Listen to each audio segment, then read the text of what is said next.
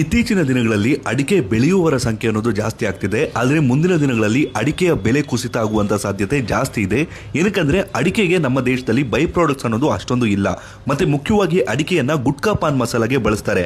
ಒಂದು ವೇಳೆ ಗುಟ್ಕಾ ಪಾನ್ ಮಸಾಲೆ ಏನಾದ್ರೂ ಬ್ಯಾನ್ ಆಯ್ತು ಅಂದ್ರೆ ಅಡಿಕೆಯ ಬೆಲೆ ಏಕಾಏಕಿ ಕುಸಿಯುವಂತ ಸಾಧ್ಯತೆ ಜಾಸ್ತಿ ಇರುತ್ತೆ. ಅದಕ್ಕೆ ಬೆಸ್ಟ್ ಆಪ್ಷನ್ ಏನಪ್ಪಾ ಅಂದ್ರೆ ಅಡಿಕೆಯ ಮಧ್ಯದಲ್ಲಿ ಯಾವ್ದಾದ್ರು ಅಂತರ್ ಬೆಳೆಯನ್ನ ಬೆಳೆಯೋದು.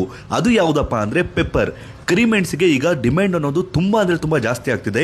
ಅದರಲ್ಲೂ ಕೂಡ ನಮ್ಮ ಭಾರತದ ಕರಿಮೆಣಸಿಗೆ ವಿಶ್ವಾದ್ಯಂತ ಡಿಮ್ಯಾಂಡ್ ಅನ್ನೋದು ಇದೆ.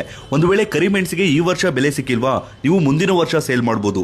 ಮುಂದಿನ ವರ್ಷ ಸಿಕ್ಕಿಲ್ವಾ, ಅದರ ಮುಂದಿನ ವರ್ಷ ಸೇಲ್ ಮಾಡಬಹುದು. ಮತ್ತೆ ಕರಿಮೆಣಸಿಗೆ ಯಾವುದೇ ಕಾರಣಕ್ಕೂ ರೇಟ್ ಅನ್ನೋದು ಬೀಳೋದಿಲ್ಲ. ನೀವು ಕನಿಷ್ಠ ಪಕ್ಷ ಲೆಕ್ಕ ಹಾಕೊಂಡ್ರು ಕೂಡ 4 ರಿಂದ 5 ಲಕ್ಷ ಆದಾಯವನ್ನ ಮಾಡಬಹುದು. ನಿಮ್ಗೆ ಏನಾದ್ರೂ ಒಳ್ಳೆ ರೇಟ್ ಸಿಕ್ತು ಅಂದ್ರೆ 1 ಎಕರೆಗೆ 10 ಲಕ್ಷದವರೆಗೂ ಕೂಡ ಆದಾಯವನ್ನ ಮಾಡಬಹುದು. ಮತ್ತೆ ಪೆಪ್ಪರ್ಗೆ ಯಾವುದೇ ರೀತಿಯಾದ ನೀವು ಎಕ್ಸ್ಟ್ರಾ ಕೇರ್ ತಗೋಬೇಕು ಅಥವಾ ಎಕ್ಸ್ಟ್ರಾ ಗೊಬ್ಬರವನ್ನ ಹಾಕ್ಬೇಕಂತ ಏನಿಲ್ಲ. ಜಸ್ಟ್ ನೀವು ಅಡಿಕೆಗೆ ಹಾಕಿದ್ರೆ ಸಾಕು, ಆರಾಮಾಗಿ ಪೆಪ್ಪರ್ ಅನ್ನೋದು ಬೆಳೆಯುತ್ತೆ. ಇನ್ ಕೇಸ್ ನಿಮ್ದು ಅಡಿಕೆ ತೋಟ ಇಲ್ಲ ಅಂದ್ರೆ ಪಯ್ಯಾಣಿ ಮರವನ್ನ ಹಾಕಿ ನೀವು ಪೆಪ್ಪರ್ ಕೃಷಿಯನ್ನ ಮಾಡಬಹುದು. ಪಯ್ಯಾಣಿ ಮರ ಒಂದು ಕಾಡು ಜಾತಿಯ ಮರ. ಕೇವಲ ನೀವು ಪಯ್ಯಾಣಿ ಮರ ಹಾಕಿದ್ಮೇಲೆ 6 ತಿಂಗಳಿಗೆಲ್ಲ ನೀವು ಈ ರೀತಿ ಮೆಣಸನ್ನ ಹಾಕ್ಬೋದು.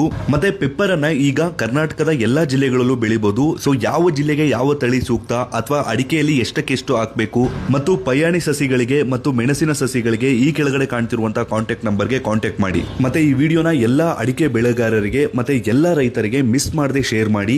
ಯಾಕಂದ್ರೆ ರೈತರಿಗೆ ಇದರಿಂದ ತುಂಬಾ ಉಪಯೋಗ ಆಗುತ್ತೆ.